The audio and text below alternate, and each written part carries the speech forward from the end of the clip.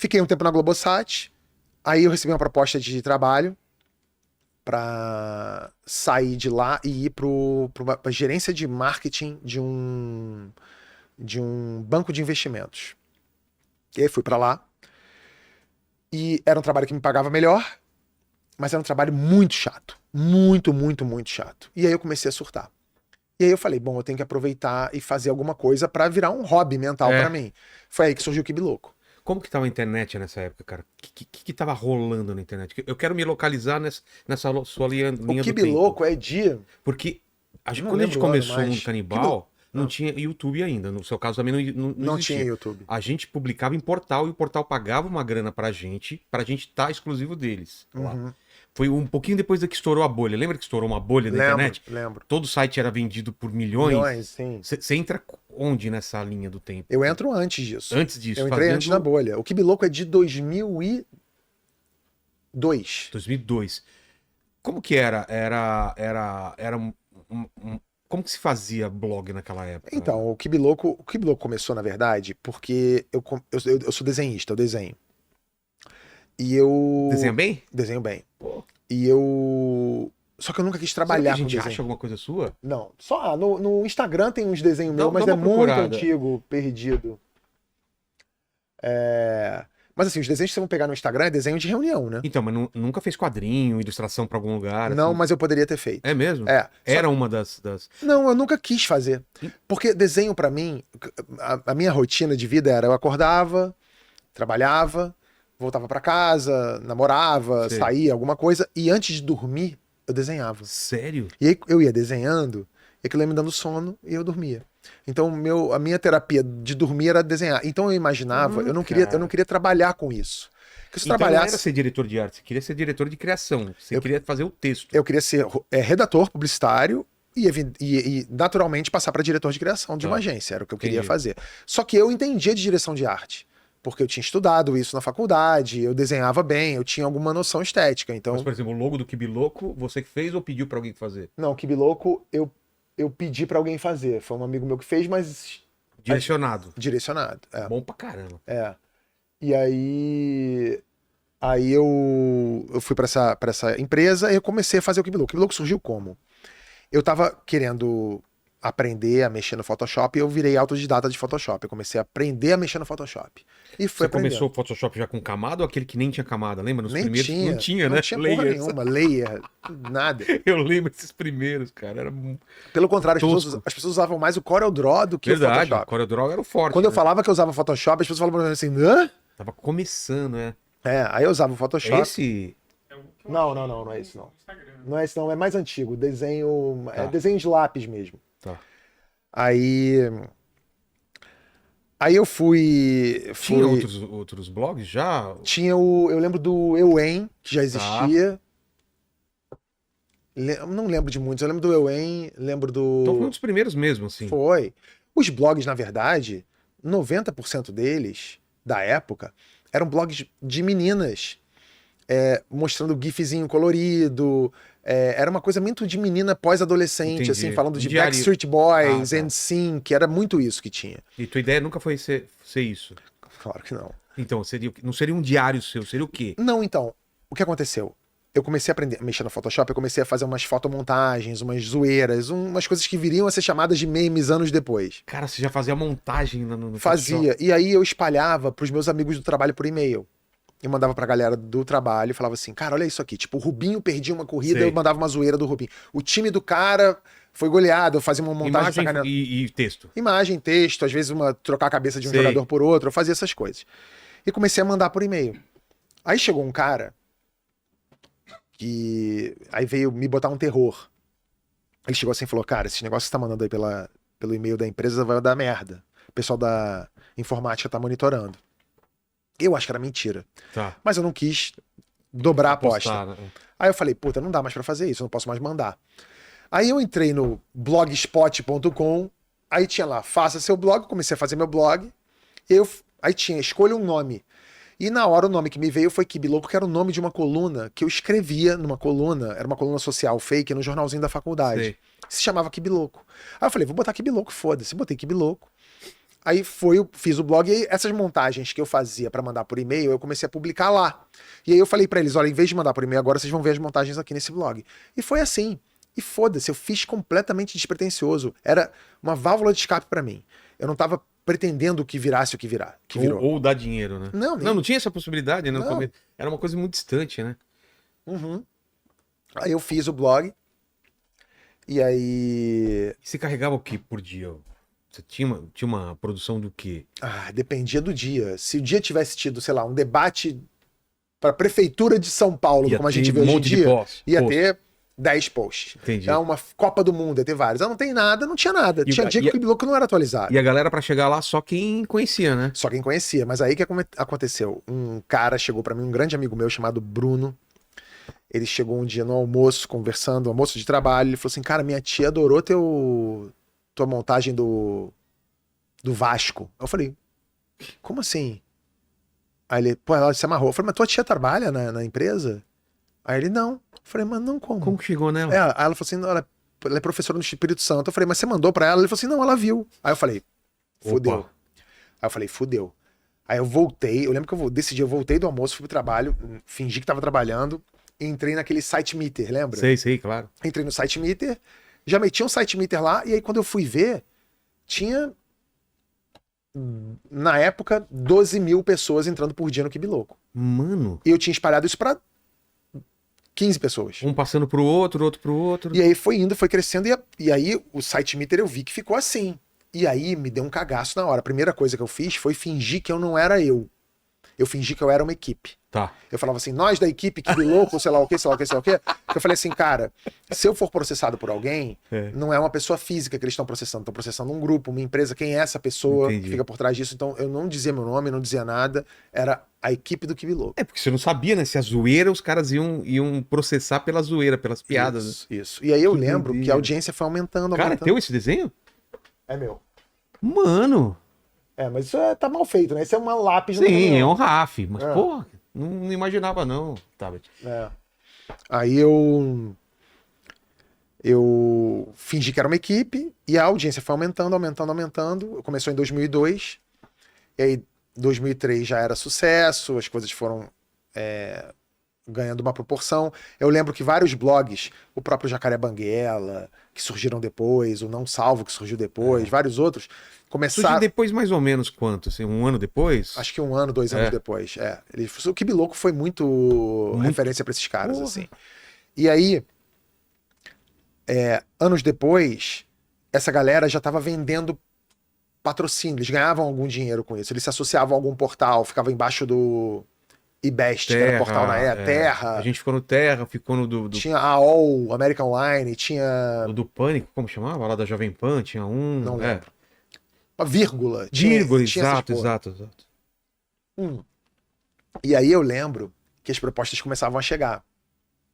E aí sim foi porque assim, quando o Kibi Louco começou em 2002, a bolha estourou e retraiu muito rápido. Total, o dinheiro acabou, Eu né? não peguei essa bolha. Se o Kibi Louco tivesse pego essa bolha, eu Tinha- tinha ficado milionário Claro. lá. Todo mundo tava querendo. Mas eu não peguei essa bolha. O meu timing foi péssimo pra isso. E aí a galera começou a pagar pouco pra blog. Eu lembro até hoje da primeira proposta que eu recebi, foi do UOL.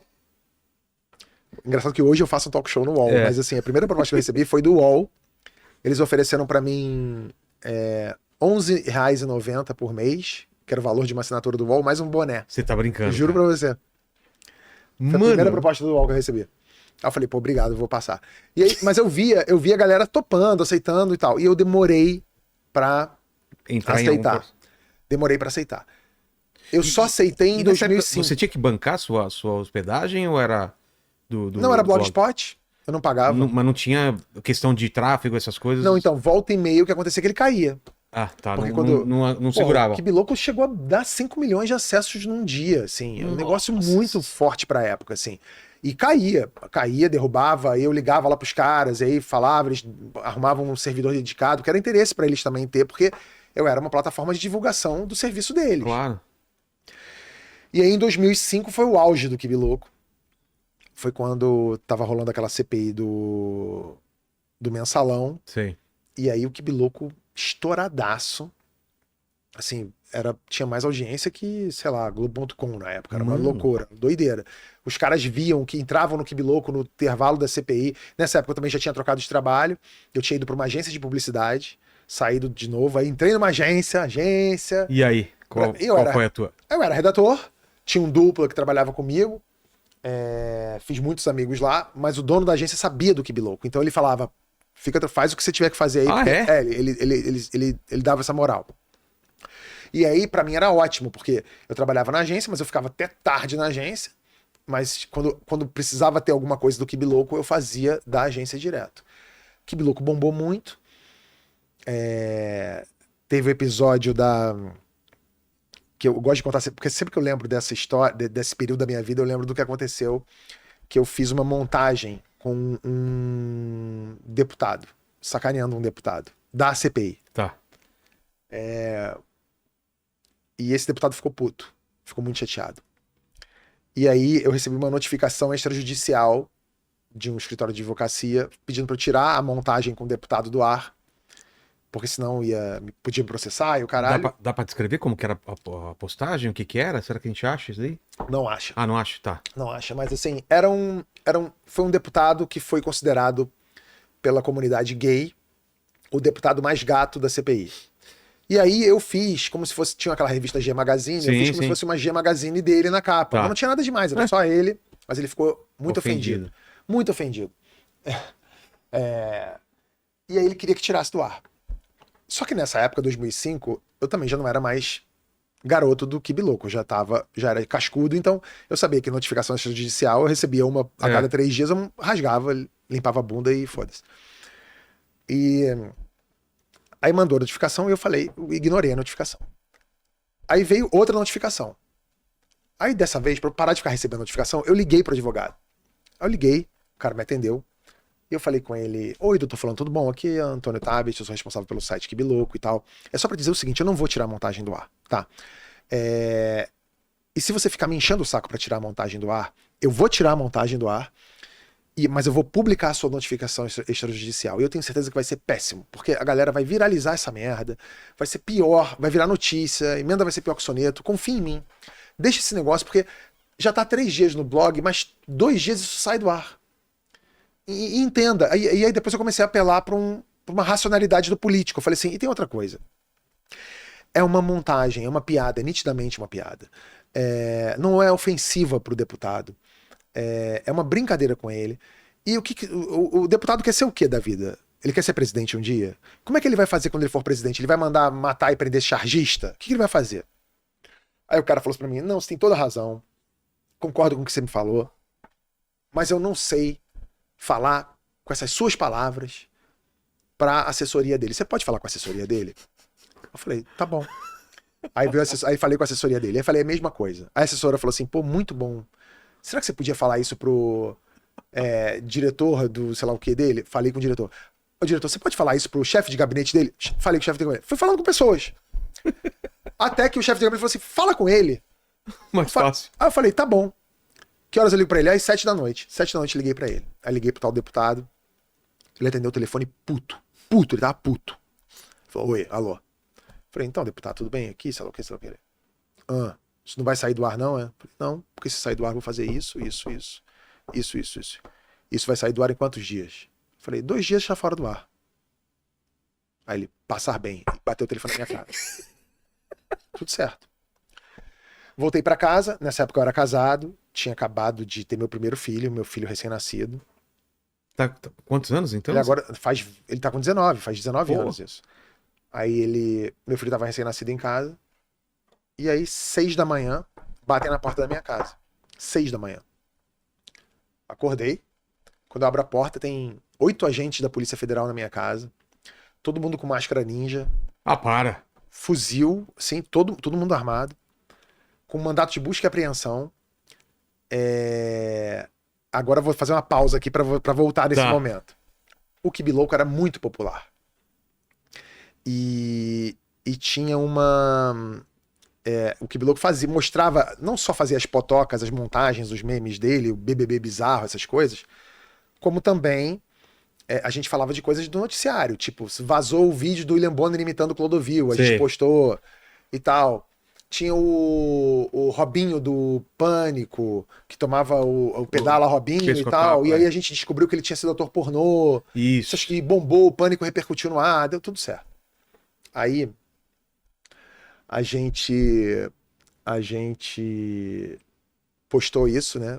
Postei isso no Kibi Louco.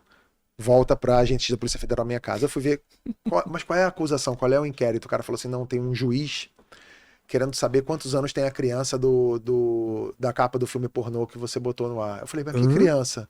Era o anão do Pânico. Ah, para! O cara viu o anão do Pânico, achou que era uma criança e queria saber quantos anos tinha aquela criança, que era um anão de... Claramente era um anão. Claramente um anão. Anão não, agora se fala... Como é que é? Nanismo, pessoa com nanismo. Pessoa com nanismo. Ah lá, uns dos... Isso era o William Bonner imitando o Clodovil. Esse vídeo bombou muito. E aí eu olhei pro cara do delegado da Polícia Federal e ele falou, e ele tava muito constrangido. Ele falava assim, cara. Desculpa, cara, eu tenho... Desculpa. Aí eu chamei meu advogado entrou e a gente descobriu que eu falei com um deputado numa quarta-feira. Na quinta-feira, o Ministério Público Federal recebeu uma denúncia anônima que teria uma criança numa capa de filme pornô no Kibi Louco. Na sexta, o juiz lá, o desembargador, tinha dado a autorização da investigação. Eu falei, nossa, a justiça foi muito rápido. Foi muito rápido. Ou seja, foi esse deputado com certeza que tentou me dar um susto lá, mas não deu em nada. Óbvio que... Que doideira. Mas eu fiquei sem computador uma semana, porque eu tive que... Eles levaram tudo da minha casa. Se eu tivesse no erro na minha casa, eu tava fudido. Eles viraram tudo, eles abriram panela, desarmaram todos os armários, levaram tudo. Me deram um susto, mas não me calou. Eu falei, eu vou continuar, e continuei. Aí você percebe que o negócio estava dando certo mesmo, né? A relevância que tinha, cara. Aqueles virais, tipo, do Cada Um no Seu Quadrado, essas coisas vêm depois? Quando que é? Tem muito hit, muita coisa que bombou lá. Muita. Eu tenho um VMB na minha casa. Eu ganhei um VMB. Era engraçado que eu até há pouco tempo eu falava assim, cara, eu tenho um VMB, a Sandy não tem.